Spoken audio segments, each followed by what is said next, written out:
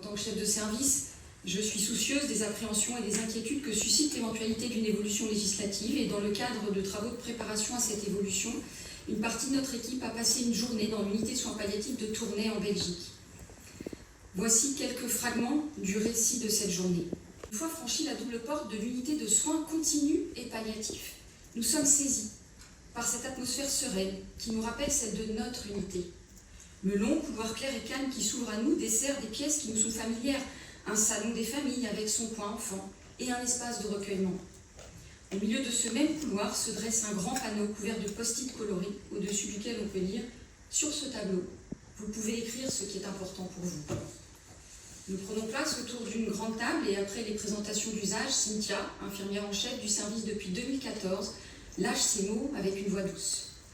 C'est tellement un bel acte, c'est tellement quelque chose de beau. Nous sommes heurtés, mais nous l'écoutons poursuivre. Son argumentation est limpide, fondée sur une philosophie du soin que nous connaissons, celle qui met le patient au centre. Je cite, « En soins palliatifs, on fait tout ce qu'on peut pour le patient, tout ce qu'il nous demande. Nous nous adaptons au patient. Il n'y a que lui qui puisse décider de la limite. Qui sommes-nous pour décréter à la place du patient? Les patients ont le droit de choisir jusqu'où ils veulent aller dans leur maladie.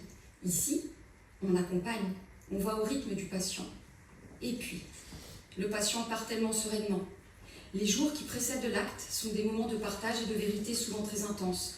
Les « je t'aime » et les « merci » sont prononcés. Les « au revoir » sont dits en pleine conscience. Là où nous imaginions de la violence et de la brutalité, les collègues belges nous parlent de douceur, de gratitude et de sourire.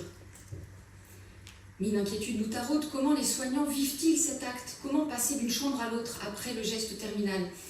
Le chef de service, le docteur Delperdange, répond avec émotion et sincérité. La première fois que j'ai pratiqué une euthanasie, j'avais les larmes aux yeux en sortant. Avec le temps, c'est moins intense, mais c'est toujours un moment prenant. Ce sont des gens qu'on connaît, qu'on a suivis, mais ça se passe en douceur, dans le calme. Cynthia, infirmière, renchérit. Une fois qu'on a compris qu'on accède à une demande du patient, celle là ou n'importe quelle autre, c'est sa demande, c'est tellement serein, il n'y a aucune raison de passer dans la chambre d'à côté avec une boule au ventre. Retour en France.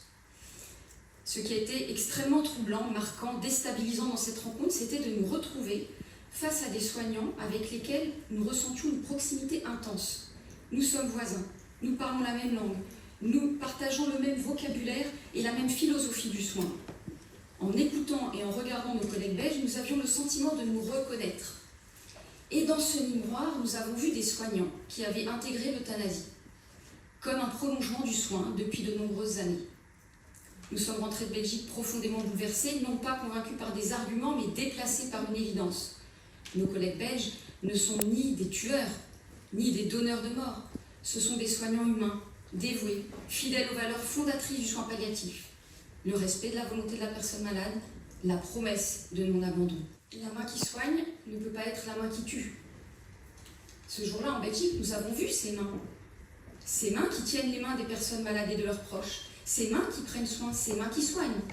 Ce sont ces mêmes mains qui injectent un produit létal quand la personne malade en fait la demande.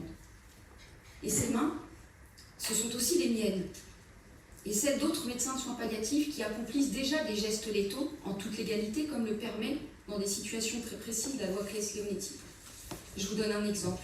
Une personne suivie pour une fibrose pulmonaire évoluée peut demander à arrêter son traitement de maintien en vie qu'est l'oxygène à haut débit. Afin qu'elle ne meure pas étouffée, la loi prévoit que cette personne puisse bénéficier d'une sédation profonde et continue avant le retrait de l'oxygène. En pratique, je prescris la sédation, l'infirmière administre les hypnotiques et une fois que la personne est endormie profondément, je retire le masque à oxygène. Et la mort va survenir dans les instants qui suivent. Ai-je effectué un geste volontaire qui a entraîné la mort? Oui, j'ai retiré le masque, j'ai arrêté l'oxygène. Suis-je pour autant en désaccord avec l'éthique et la déontologie? Non. L'intouchable serment d'Hippocrate, qui interdirait de provoquer délibérément la mort depuis l'Antiquité, a pourtant bien été transgressé. Il l'est depuis des années.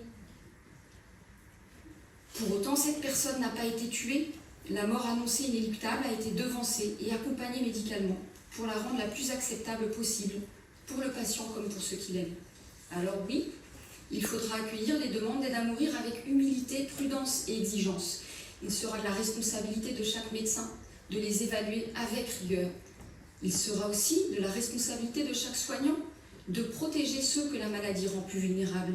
Chaque soignant sollicité devra veiller à ce que les demandes formulées en contexte de fragilité ne soient jamais le résultat d'un symptôme insuffisamment soulagé, d'un isolement ou d'une pression, qu'elle soit familiale, sociale ou économique. C'est aux soignants qu'il revient de s'assurer que cette demande émane d'une volonté authentique. Mais il n'y a aucune raison que cette loi vienne altérer la vocation soignante ou le regard que les soignants portent sur les plus vulnérables. À la question « Envisagez-vous d'accompagner des demandes d'aide à mourir si la loi le permet ?» je réponds oui. J'accompagnerai des demandes d'aide à mourir, non pas parce que j'aurais renoncé à ce que sont les soins palliatifs, mais précisément parce que j'y resterai fidèle. Je ne dis pas que c'est simple, je dis que c'est possible et que c'est nécessaire. Je vous remercie.